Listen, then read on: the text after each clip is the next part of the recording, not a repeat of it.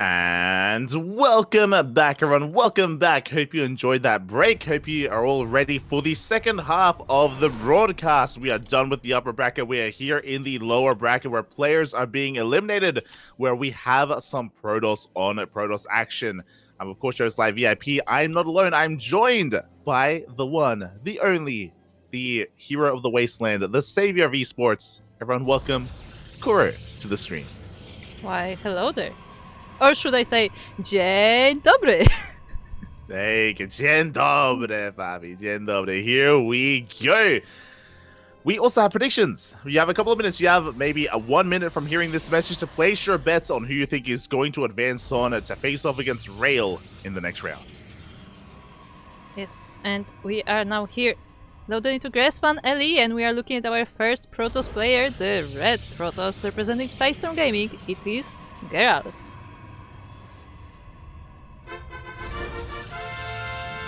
Teamwork.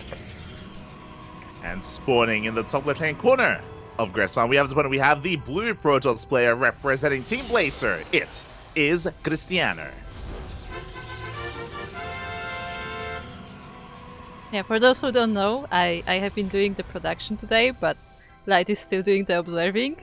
So when we're doing intros, we actually have to synchronize, so there's a lot of teamwork involved. There you go. Yeah, exactly. As Kuro is typically working behind the scenes here, typically does the production of World Team League. With World Team League being on hiatus, Kuro has been gracious enough to handle the production here tonight on this Chaos tournament, the Chaos SC2 Circuit. And yeah, it's great to have you here, Kuro, especially considering that, of course, this is a Polish event as well. So thank you so much for providing us some translations in the chat. Every now and then you've been chiming in, letting us know what's been happening on the mainstream. Yeah. I mean, I'm not particularly involved in the Polish scene, but I can at least translate, so that's the least I can do for the Polish community, I guess. To make them a bit more well-known worldwide. There you go. So thank you. As I'm sure there's a lot to talk about when it comes to the event itself, but we have a PvP before us. We can see Gerald being a little bit cheeky. He did throw down a proxy pylon out of the map. We do see that Krystianer is looking for that pylon, and it looks like he will barely find it. He barely comes across it. Yeah, he did check for it, and he finds it, so he knows that nothing too fishy is going on, but he did set 2 probes, I believe, around the map, so at least there's that, like, mental win for Gerald, I guess. Yeah, exactly. So quite a lot of lost mining time here, but at least Krystianer, he has the peace of mind to know that he's not being cheesed out. He is able to expand here on location. It was a 2-gate opener from both of our Protoss players, so nothing too crazy. The initial starting units are a little bit different though. We can see Krystianer getting a sentry, so a very safe opener out of our blue Protoss. Meanwhile, Gerald going for a couple of adepts behind this, so a little bit more aggressive out of our red Protoss. Yeah, and we'll see what he can get with this aggression, as Krystianer did expand on the low ground, but now has to move to the high ground, and I mean, he will be able to keep Gerald at base, so that I don't think that base is in danger, but that will definitely be quite annoying. Yeah, we'll see if Krystianer can keep up with the multitasking of Gerald. We can see that Krystianer, he's getting ready here to pylon block the ramp. He's going for hallucinated scout across the map. The adepts have arrived, and the goal here for Gerald is to try to sleep into the main base, but no, Krystianer, he's on top of it. He does wall off. Yeah, he does wall off on time, so all forces of Gerald are staying in the natural, and they are slowly chipping away at this Nexus, actually starting to do hull damage as well, but I don't think they will be able to kill it. Oh, the adepts barely got in, but not in time. Yeah, it looks like the Shade wasn't committed to. We have another wall off behind this. Now we're up to 4 Stalkers, so Krystianer should be able to shoot this away. But as you were mentioning, quite a bit of damage was done to this Nexus. But as long as it survives, it's not the biggest of deals. We can see that Krystianer can kind of bully this back. Still has to respect the Adepts, so still has to stay on top of that pylon wall. Back at home, Gerald not doing anything too crazy. Both players are working towards Blink. Yeah, so both players are just, progressing with the builds, but definitely Gerald's pressure on the very beginning is putting him ahead, in the sense that Krystianer has to constantly pay attention to his base now, because every time he doesn't, that maybe not game-ending damage, but a lot of damage can be done. Oh yeah, it really can be. Bearing in mind as well that Krystianer did take a faster Nexus, but took him a little bit longer to saturate. He does have a bit of a worker lead though, bear that in mind. So there's a bit of pressure on Gerald to do some economic damage instead. Here we go, the Adepts once again threatening that Shade, looking for a way, and we can see Krystianer's army is being pulled apart a little bit here, and oh, he does miss the wall off. Yeah, he didn't wall up in time, so the adepts are getting in. They will snipe a few probes, but the stalkers are chasing them, so hopefully not too many losses, but we do see 5 probes going down. Yeah, again, 2 adepts do one-shot a probe, 5 probes falling. This will equalize the worker count, this will even things up. And Gerald has now been able to recover here from having a bit of a worker deficit early on. Meanwhile, behind this, both players are working towards their third bases. Gerald actually, never mind. Instead of going for a third base, he throws down 2 more gateways and is starting immortal production very early on. Yeah, I mean, he does have that probe there, so he does go for that third base in the end, just a little bit later than Krystianer, and this will definitely be quite useful, because I assume Krystianer will want to be more aggressive from now on, so the Immortals will be probably helpful with the defense. Yeah, exactly. As Krystianer goes with his scout, he does spot the Immortal as it comes out, so he now knows that he's going to be behind when it comes to the overall army supply or the power of the army that Gerald has, so Krystianer has to be a little bit careful with that. He is going for a forge, so he will straight up just have better Blink Stalkers. He's going to be working on +1, and he's being very active with his army. What's interesting is that this army move-out hasn't been spotted, not yet, until this observer does come across it. Yeah, and the armies completely miss each other. Gerald actually decides to recall, but he doesn't recall the entire army, just the stalkers alone. The rest of it is still in the middle of the map, and it will have to come back on foot. Yeah, exactly. A little bit chaotic here for Gerald, but he does pull back in time. He is able to keep up with the army movement of Krystianer. The stalkers are going to be clashing, but again, Krystianer is being forced back. At the same time, 2 adepts do shade into the mineral line. Yeah, they go into the natural this time, and they snipe a few more probes. Once again, 5 probes going down. 2 on the side of Gerald as well, as some of the adepts of Krystianer sneak in, but there is a shield battery, and that does help a little bit. Yeah, but you don't want the adepts to shade into the main base, and damage is being done. Shield battery doesn't matter when you can one-shot workers. Looks like 7 probes are going to go down from the side of Gerald, 5 from the side of Krystianer. Krystianer taking a massive worker lead here, as he does fully saturate his third. Gerald opts not to, because again, he's focusing on his army instead. Yeah, he's focusing on his army, but will he be able to use that army? Because Krystianer does not let go of the pressure now. He's blinking straight into the main base with his stalkers, and will Gerald once again go back, or will he just press on? Well, this time recall's on cooldown. This time Gerald can not turn back around. He recalled not too long ago, so we're going for the base trade. Gerald sending everything out across the map, and it looks like Krystianer is going to be the one to recall instead. I like how he leaves a single stalker back there, but yeah, the entire army of Krystianer is now back home, and it will face the army of Gerald.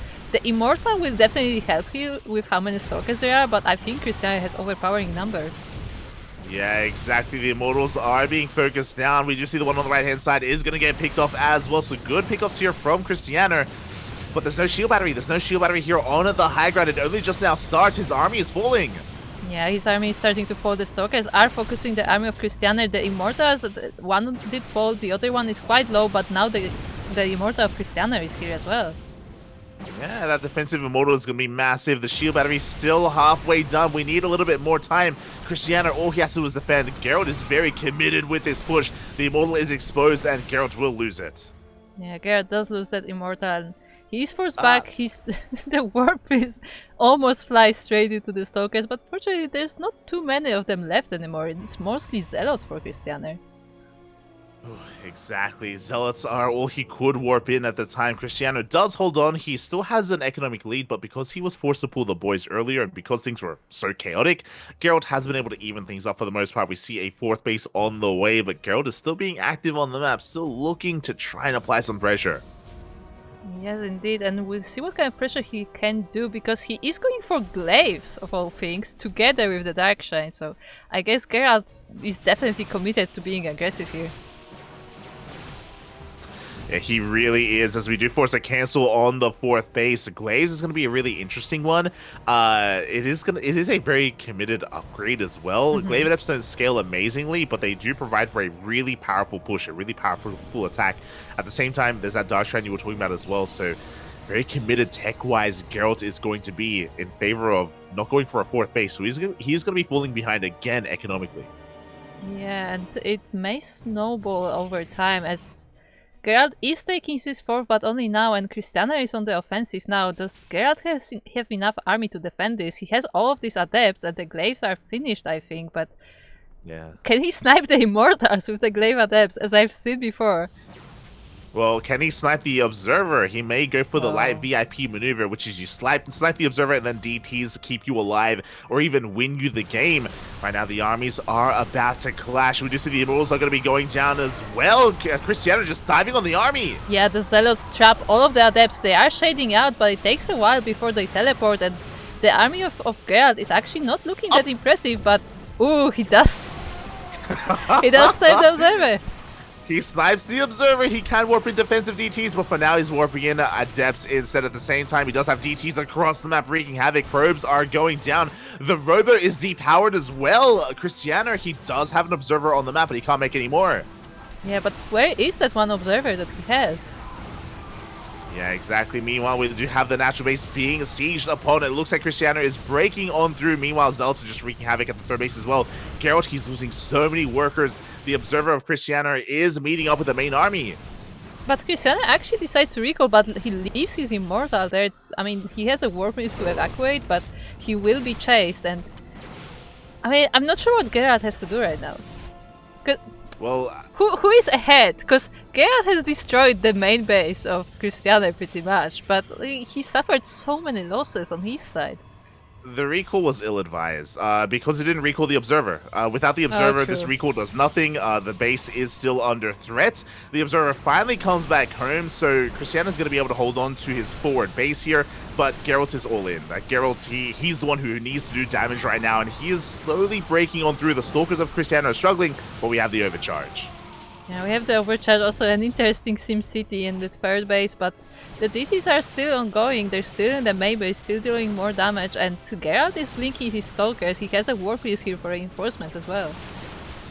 He does. The Observer is out of position, by the way. The Observer is in the main base for Krystianer. It's not here on the front lines. Geralt is breaking through.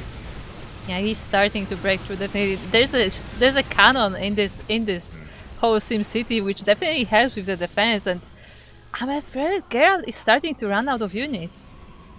He is, but he has a Prism in the main base. He goes for another massive warp in as well. Geralt, he is not stopping. He's not slowing down.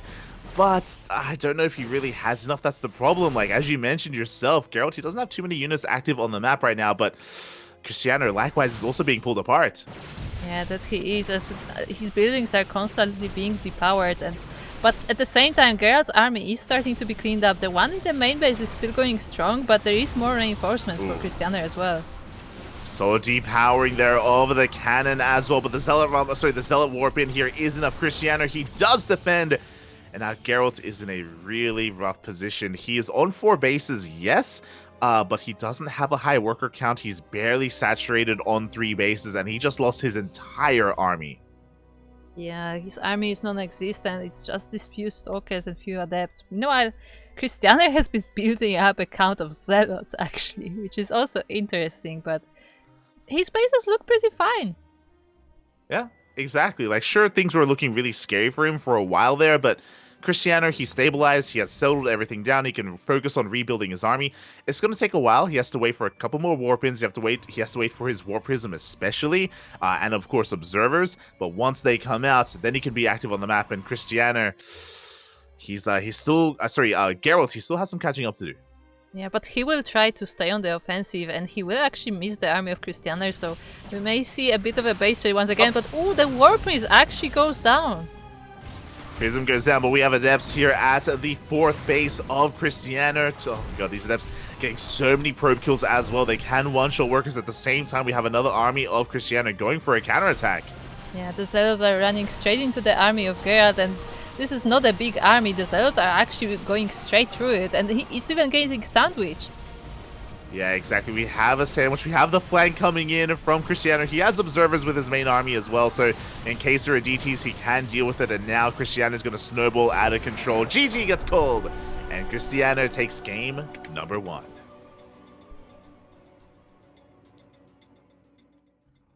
GG, well played. Ooh, Krystianer will take a lead in this series. A really chaotic climax to that game. It was very back and forth. There were DTs, there were Adepts all over the place as well.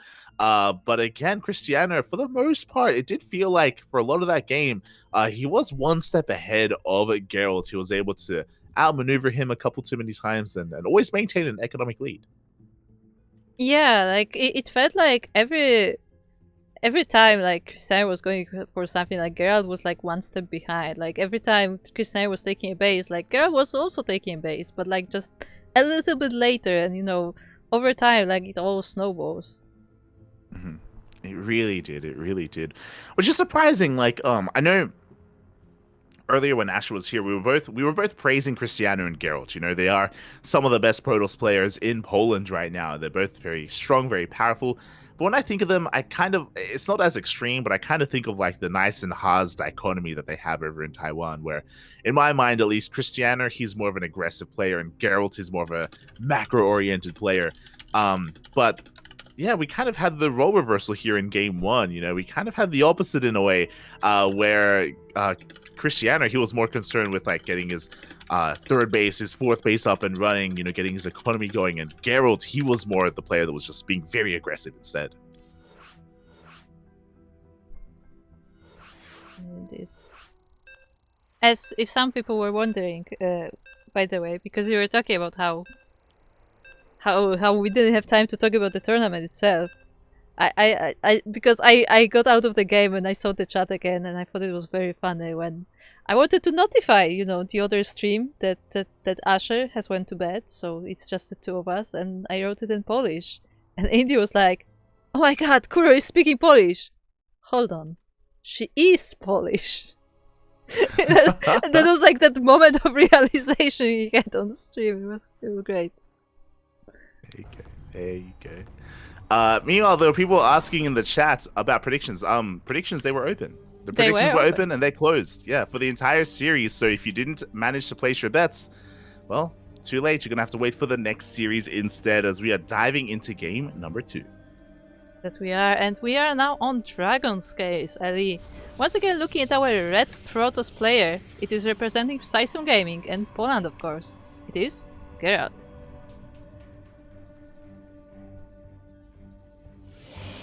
Oh, hold on. I forgot.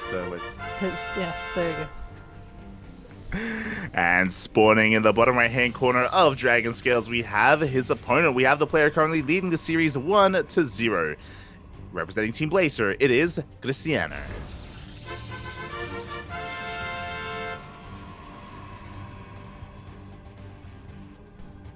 We got it.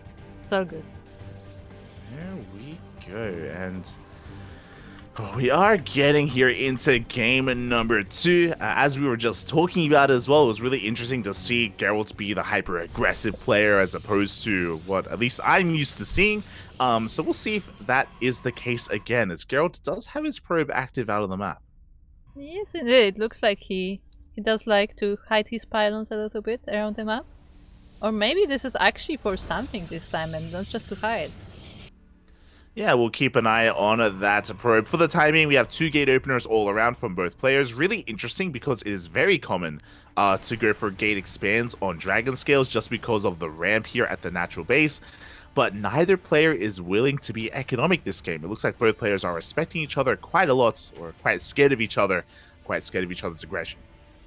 I mean, to be fair, Gerard did go for the T's last time, together with Glaives, so I feel like that's a decent reason to be scared of. Like, what else is he gonna come up with? Exactly. As Krystianer, he scouts. Oh my god, he scouts the main base. He sees that a pylon is missing, and he does immediately come across the proxy Stargate. Yeah, he finds it perfectly. Just like the last game, he finds that pylon, and yeah, now he has all the information he needs, and he should be able to defend it as well. Yeah, exactly. Now he's well aware that oracles are going to be coming his way in case that there isn't an oracle. I mean, he's going to have a probe here to scout regardless. So Krystianer should be getting ready for this. I'm curious. Okay, there we go. He has his first 2 stalkers rallied across the map to depower this Stargate. We do see that Geralt, he has adepts, not stalkers, so he won't be able to protect his gateway. He won't be able to protect his proxy, but he can go across the map. That he can, and if Krystianer is too busy dealing with the Star... Oh, actually the Stargate gets cancelled last second, but yeah, yeah, actually no, we see there is a building there, so I guess the wall is blocked, so Krystianer shouldn't be having any issues with the Adept sneaking in. Yeah, Krystianer being very safe here. The Adepts are about to reveal themselves as well. Probe goes down. The Adepts are not going to commit to that shade. Gerald back at home, staying only on one base. He goes for a Twilight Council before he sets up for his Nexus. The pylon is not blocking a Nexus, right? No, that was unlucky. No. I was scared for a second. That was really close. It's all good. The Adepts, they are here. It looks like they're trying to work their way through the shield battery. It's going to be quite close, but no, they are going to go down. Forces a recall. One Adept will make it back home. Yeah, but it is already very much damaged, so it barely survived. So that's not great start for Gerald, and he does go for the Dark Shrine once again without the glaives this time, just straight for the T's.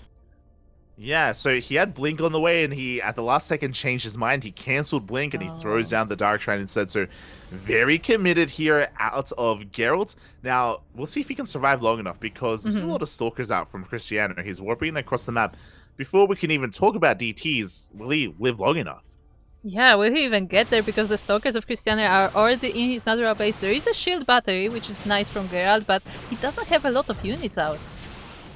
He really does not. Because of the initial Adepts, he is down in Stalkers. The probes are doing a lot here to buffer, to support this army, and we do see that eventually Gerald should be able to push this away. He should be able to hold on, especially with the overcharge as the Nexus does complete.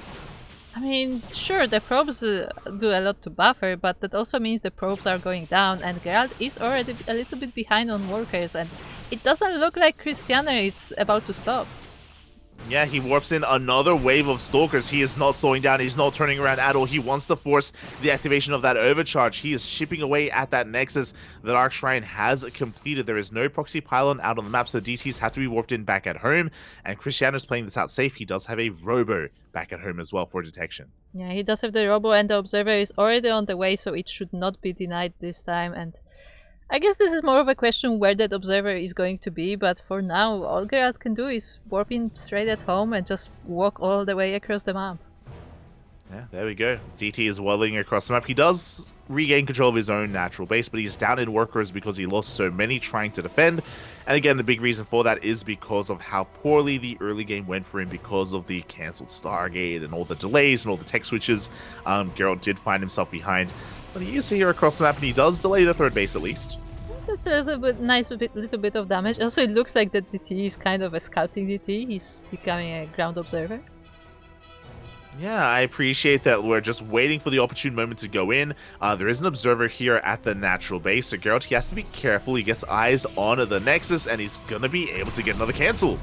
Yeah, that's very nice cancel there from Geralt, but Krystianer is now aware of what is going on here, and he will be more vigilant on the defenses, trying to take that third base once again, but there is that DT there. Yeah, again, Krystianer is still waiting a little bit longer. In a couple of seconds, he will have his own blink. Until such a time, though, he's having a hard time keeping up. DT does reveal itself. Observer is going to have to be pulled out of position to respond to it, and that is going to create an opening here at the natural. Yeah, the Stalkers are marching in. The probe is not there in time to block them, and the DT will walk in as well, straight into the natural. Yeah, we do depower the gateways. Geralt doubling back here. He's going to be able to pick off some workers. The DT gets a lot of damage done here at the natural base. So we have another DT getting cleaned up at the third, but we have a proxy being set up. Geralt, he is not stopping. Yeah, he's more and more probes are falling down. 10 already dead, and the DT is still on the loose. But it looks like this will be the end of the aggression, though. It's the end of the DTs, but the Stalkers are reinforcing from across the map. Geralt's laying siege upon that third base. He's trying to pull Krystianer apart. Geralt now taking a worker lead. More reinforcements are coming. Yeah, but now Krystianer is found the proxy location. He will try to deny it, but actually he does not have the numbers, and Geralt is starting to push him away. Yeah, Krystianer's in a lot of trouble right now. As we do see Geralt just taking a massive Stalker lead. Looking at the units tab here, Geralt is on 17. Krystianer is only on 11. This shield battery is not going to finish. Without a shield battery, I don't know how he can hold on to this base. Yeah, and Geralt is just sniping Stalker after Stalker, just blinking straight on top of them, and it looks like he will take control of this third base. I don't know if Krystianer has enough to master the defenses, and GG will be called. Geralt will take game number 2. GG, well played. Once again, hyper aggression coming out from Geralt, snowballing out of control. The DTs doing an amazing amount of damage, but it wasn't just the DTs. It was really cool to see Geralt pull Krystianer apart, like going for these like different attacks here, intentionally trying to create openings for himself and intentionally allowing himself to snowball out of control. Yeah, so nicely done from Gerald to bring back this series to a 1-1 score, and it will all be decided in game number 3, as this will be a best of 3. Oh yeah, it is going to be a best of 3, not a best of 5, so we don't have too many games in this series. Oh boy, but yeah, at least we have squeezed out an ace match. At least we're going the distance here between these two players. We mentioned it earlier, it is a shame. It is a shame that we have to say goodbye to one of them. They're both so amazing, they're both so strong, so powerful, but only one can advance on. Yeah, I mean, they're both very strong Polish Protoss players, right? They are. There's a lot of them. There's a lot of them. There is a lot of them. I don't know why. I always wonder how that happened, because in the past it was always Polish Zerg players, and then suddenly it just became Protoss. This is what happens when Nurture leaves, you know? It's what happens when he retires, you know? He just, all the other Zergs follow suit. I've seen the chat. Yes, we are now on Babylon LE, and we are at tied up score. What is going on with my speech today? Okay, I can do this. And we have our red Protoss from Poland, from Psystorm Gaming. Psystorm Gaming also starts with a P. It is Gerald. Yes, though. Goodbye. There it is.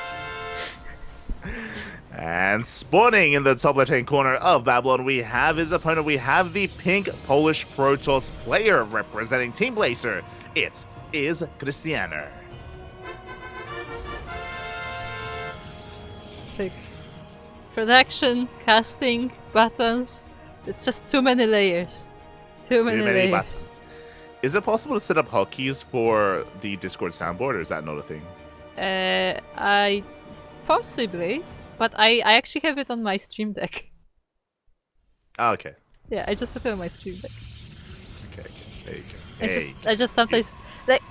Look, I'm not usually casting and doing production and, you know, and trying to keep an eye on the other stream. Like, I feel like my brain is splitting a little bit too much. I would say you should probably not keep an eye on the other stream. I think it's I'll try. more of a distraction than anything right now, so... It's okay, Kurt. It's okay. As we are getting into the ace match here, once again, Gerald throwing down his second pylon out on the map. Yeah, it looks like to be definitely a theme for Gerald, but we'll see if this one will be used. Judging by the location, it does look like he is plotting something there.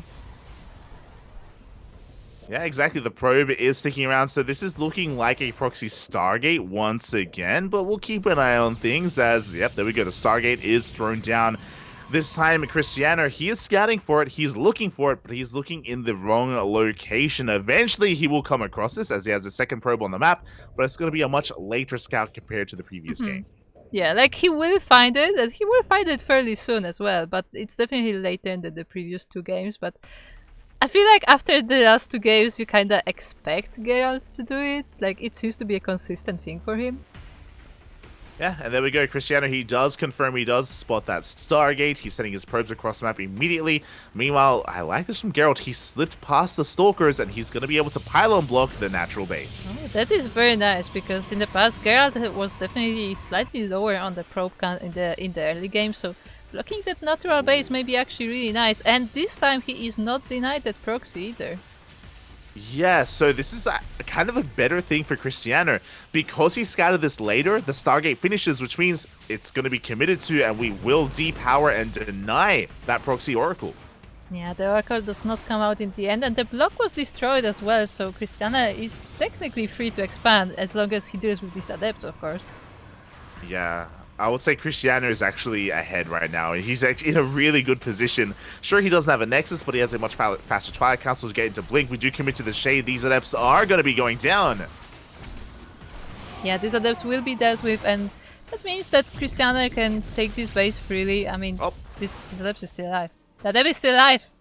Right? It's still alive! That is still alive. He shades into the main base. He's going to be slipping in. 2 probes already do go down, but there's a shield battery, so 1 Adept is not going to be enough to kill anything, but he does scout.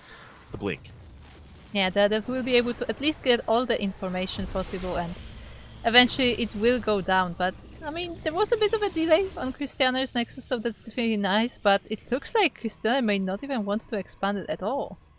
Yeah, he's going for one base all in. We have 2 gates back at him. Sorry, no 4 gates. So he does have a natural, but he's going for a 3rd gateway here. Very aggressive from a Krystianer. He's looking to snowball out of control. Back at home, what do we have to work with? Gerald, he's working on his own 3rd gateway, so he's going to be meeting the production of his opponent. But it's going to take him a little bit longer to catch up in the army supply. Shield battery is already done. Gerald doesn't have a bad defensive position here. Yeah, definitely not. As you said, the shield battery is already there. A sentry is an interesting addition to Krystianer's army though, and we'll see how that can work out as both players don't have blink quite yet.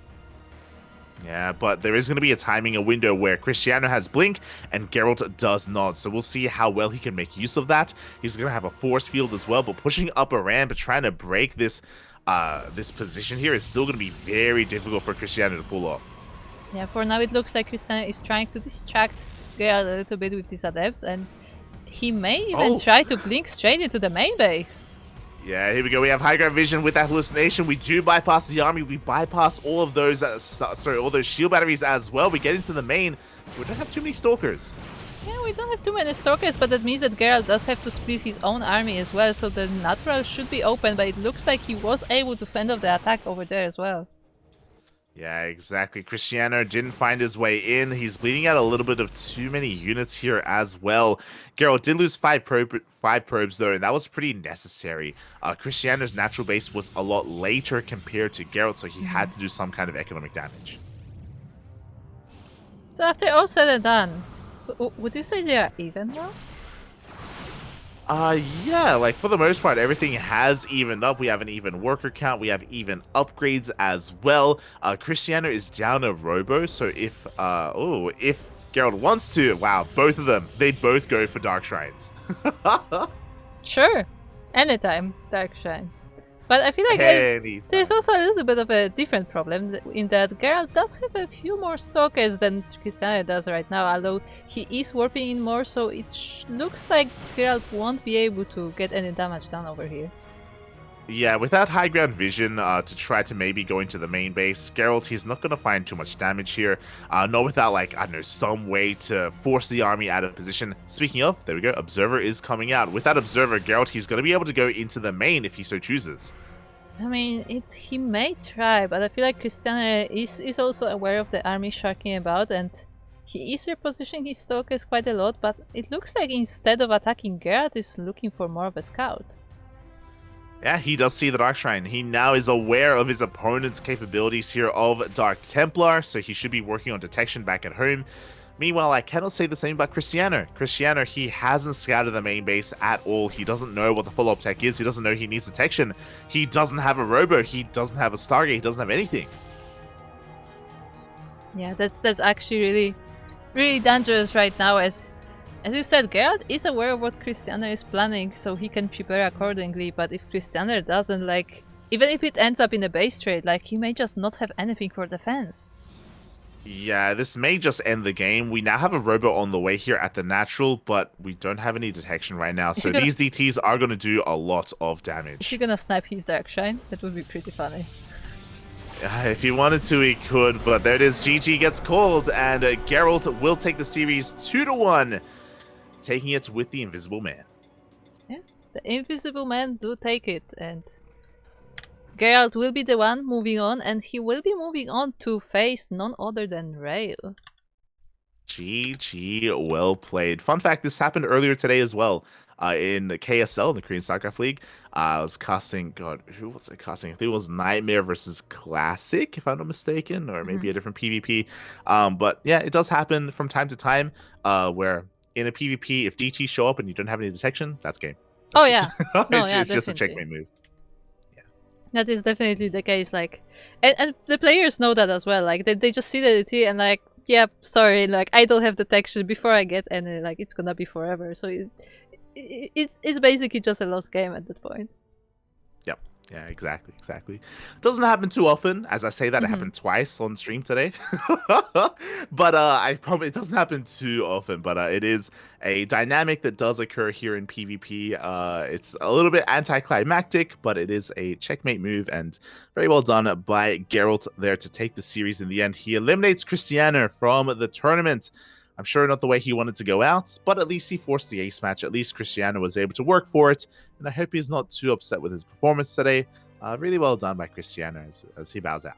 Yeah, I mean, to be fair, like the beginning of the series looked really good for Krystianer. He did take that game number 1, and even in game number 2, he didn't look too bad. So I honestly expected him to take this series, but in the end, Gerald was able to bring it back. Yeah, did bring it back just barely, especially in game 2. Game 2 was very back and forth. Oh, and yeah, Gerald, he advances on, as you were saying. We can take a moment here, exclamation mark, be in the chat if you guys want to have a look at the bracket yourselves. We have one other PvP before us, the final PvP. I think what's really cool is that after this lower bracket semifinals, we will have one player of each race. Oh yeah, true. That's Yeah. true. How cool! Because Yeah. that means that it will be first, second, and third because of how the double elimination bracket works. Yeah, it's really sick. So, which Protoss player will rule them all is the question. Is it going to be Rail or is it going to be Geralt? Going to need a little bit of time to set up and to figure that out. As of course, we're going to take this moment to go on a break. The players are just getting ready back on the stage. They're going to be getting their setups ready as well. And yeah, shout out to Chaos, by the way, the Chaos SC2 Circuit. For those wondering, I believe this is the opening of the. Is this the opening of the bar, of the gamer bar? Yes, that it's what this like a is? new location, new gaming bar essentially. From what I was able to gather, they're like that kind of place where you can like play some games, like have a LAN party, but also they have like board games and stuff, and also a bar. So like it's that kind of place to just hang out and meet with people basically. Mhm. It's And really cool. It's really cool. it is located in Warsaw. In case you are willing to visit, there is the address on the Polish stream as well. If you want to go and say hello. There you go. There you go. So if you want to take part, if you're local to the Polish scene, then consider checking it out. If I'm not mistaken, for those wondering, we've casted Polish events before here in this channel. The previous one was the esports event, the Yes. esports StarCraft 2 event. But I believe, if I'm not mistaken, the esports location isn't there anymore. Is that why we kind of switched over? Yeah, or? from what I heard, like for a reason unknown to me, I think eSport had to close. I think like the venue itself is just not there anymore, and for a few months, like the organizers of the Polish circuit were looking for a new home essentially, and it looks like they found it in Chaos. So that's where they're hosting the LAN right now. Yeah, it's really cool, really cool. Like for those wondering, we were casting the Polish offline circuit for last year for 2022, and we casted a couple of them over the course of the year, and it was all leading up to a not global finals, but a season finals, or like just a yearly finals, I should say, and it was supposed to occur earlier this year, if I'm not mistaken. But then, as you mentioned, the previous venue closed down, and it took a while to really figure out where we wanted it to be. So it's really cool to see that this was able to occur. That Kashim and the other Polish community members were able to come together and find a good venue to actually host this event, so that LANs can happen again in Poland, which is really cool. Kashim is generally the main admin of this, but the organizer is actually, and here's the thing, I don't know how to read that name. I don't know if it's Danski, if it's Dansky, because that's also what I heard. But he's the main like brain of organizing like this kind of tournaments in Poland, it looks like, and he was even speaking on the very opening of this event as well. There you go, and hopefully this is the beginning of another circuit. As you mentioned before, like this was. I don't know how many of you watched IEM Katowice. I want to say previous year or maybe 2 years ago, but there was like the series when they had like these short documentaries on players and stuff, and they also had a short documentary on this guy together with his son, because his son is a teenager and he's also playing StarCraft. So if you want to know more about them, then make sure to check out those documentaries. There you go. I remember that. Yeah. I do remember. Oh god, but yeah, it's really cool that they're doing it again, and I hope this means that maybe we get another StarCraft circuit in Poland. Again, previously it was the esports circuit, and they had like I want to say a summer season, and then a winter season, then a finals. And if things go well here, then maybe there can be multiple events once again in Poland. I think that's going to be really important, especially for the Polish scene. I know it's really big. I know it's really passionate. I know they're really dedicated as well. And to have like a venue like that for them to all congregate and to come together and express their love of StarCraft together as well. It's really important stuff for the local scene. Yeah, definitely. And as you said, like the Polish community has always been organizing a lot of events, and it's not just like the main like esport thing that was, but like also part of the circuit where like the smaller events like the Networks Cup, I believe, were also part of this. Like you could kind of earn points similarly to OSC and the like. So so there was like a whole small network of tournaments for that. Exactly. So yeah, could be the beginning of a return to that. Could be. Fingers crossed. For now, though, we are going to be going on a short break. Again, when we return, we will. Right. Before we go on a break, can you read what Aistan said?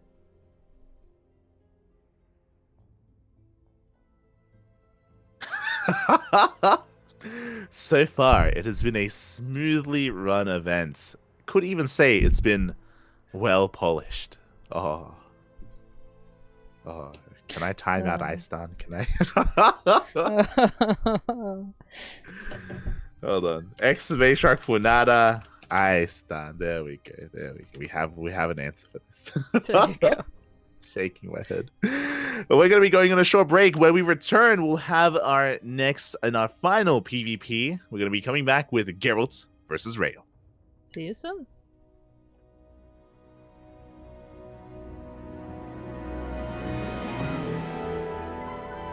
Jakiegoś tam, chyba, tak? Nie wiem, ja się nie znam w sumie na wojsku, także no, ja grałem w Call of Duty nigdy, także... Fajnie by tutaj na czacie mieć jeszcze jakiegoś generała. No, nie? Kto wie, może jakiś jest, to jest możliwe, nie? Jest taka opcja. Także no. A Rob jest z śmigłowcowych? Nie. Śmigłowcowcow. Nie wiem o co chodzi, ale Ja też. ja też nie.